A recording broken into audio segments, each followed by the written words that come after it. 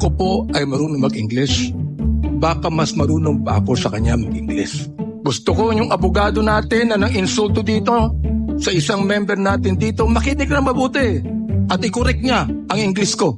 Gusto ko pong marinig ito ng mga DDS trolls at DDS vloggers na tumitira sa amin at sinisira ang aking reputasyon. Gusto kong sabihin sa kanila, ilang boto ba ang ibinigay nyo kay former President? Ako po, Mr. President, libo-libong boto ang binigay namin sa inyo. Nagpasalamat pa kayo sa akin? Hindi. Tinawag nyo ang Diyos na stupid, Mr. President. Tinanggap po namin yan sa pagkayo Pangulo, Mr. President. And I do not want you to go to hell. You said publicly, if you are corrupt, I will fetch you using a helicopter to Manila and I will throw you out. Hyperbole lang yun, sir. So, Mr. Hindi Chair, papayag ang piloto niya, sir. sino po yung tinapon ninyo sa helicopter? Sinabi niyo po eh. Paano mo itapon niya, sir? Saan mo pa yung... Nung ang parisyon, nakahuli po ng isang babae that was caught in the act of adultery. They're about to stone them. Stone her. Papatuhin na po. O, nilapit po nila kay Kristo. At sinabi po nila sa ating Panginoong Jesucristo,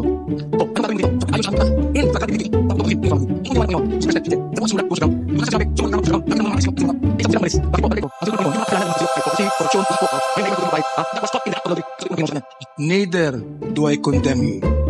Go and sin no more. Hindi ho ba mas maganda yung salita ng ating Panginoon doon, Mr. Chair, Mr. President? Hindi na ako papatay, sir. Retired na ako. Dapat talaga mag-retire na ho tayo. Retire na ako, sir. Ayaw ko na. Sir,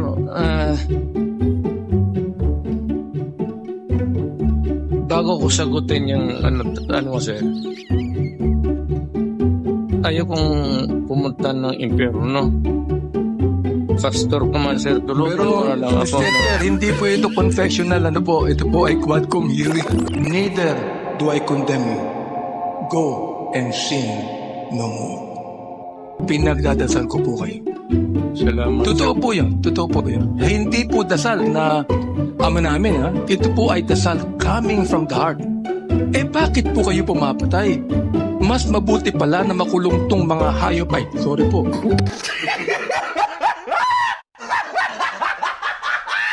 Mr. Chair, hyperbole pa po to.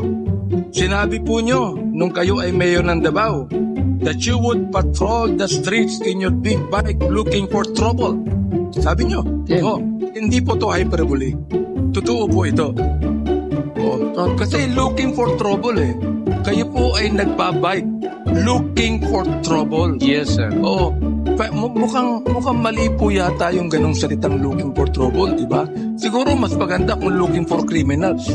Tama ko ba? Yun, looking for criminals. Yun ang mas maganda salita. Para Di ba? magamit ko yung baril ko, sir.